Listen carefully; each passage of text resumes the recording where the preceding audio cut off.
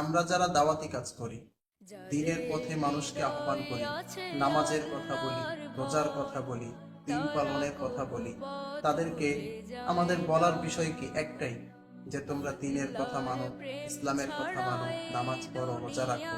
এই কথাগুলো আমরা মানুষের কাছে বারবার বলতে লজ্জা বোধ করি, কিন্তু আল্লাহ তাআলা কোরআনুল কারীমের মধ্যে আমাদেরকে এর বিপরীত শিক্ষাটা দিয়েছেন।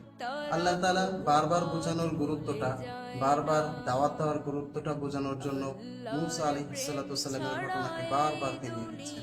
তিনি লূত আলাইহিস সালাতু ওয়াসালামের ঘটনা বারবার এনেছেন, যাতে করে আমাদের দিল নরম হয়, আমরা যাতে সতর্ক হই। যেহেতু এটা ইকামতে দ্বীনের বিষয়, মানুষকে বোঝানোর বিষয় যে এই তন্ত্র মন্ত্রের মাধ্যমে মুক্তি আশা করা যায় না, মুক্তি পেতে হলে আমাদেরকে ইসলামী হুকুমত প্রতিষ্ঠা করতে হবে, ইকামতে দ্বীনের জন্য আমাদের কাজ করতে হবে। এই বিষয়টা তো আরো বেশি করে বোঝাতে হবে।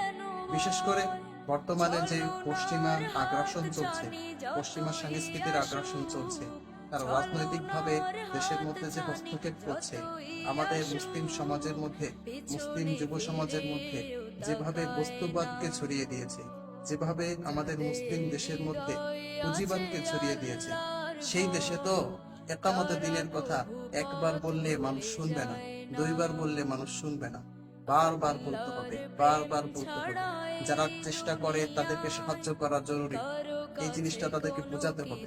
একামতে দ্বীনের জরুরত বারবার তাদের কাছে যখন বোঝানো হবে, একামতে দ্বীনের গুরুত্ব যখন তাদের কাছে বারবার বলা হবে, তখন তারা অবশ্যই একটা সময় অবশ্যই তারা বুঝবে। যাকে টার্গেট করে আপনি দাওয়াতি কাজ করবেন, তার কাছে বারবার যেতে হবে। দ্বীনের দায়ী যারা রয়েছেন, তাদের একবার দুইবার দাওয়াতি কাজ করে হতাশ হওয়ার কিছু নেই, যে তাকে দুইবার বুঝিয়েছি সে বুঝেনি, এই জন্য আমি তাকে ত্যাগ করলাম, তাকে আর দাওয়াত দিব না। আপনার কারণে, বারবার না যাওয়ার কারণে হয়তো ছেলেটা গোমরা হয়ে যায়। একবার চেষ্টা করে, দুইবার চেষ্টা করে তার হাল ছেড়ে না দেওয়া। যাকে টার্গেট করে আপনি দাওয়াতি কাজ করবেন, তার কাছে বারবার যেতে হবে। ইনশাআল্লাহ একদিন না একদিন অবশ্যই আল্লাহ তাআলা আপনার মাধ্যমে সেই অবাধ্য ছেলেটাকে আল্লাহ হেদায়েত দিবেন ইনশাআল্লাহ।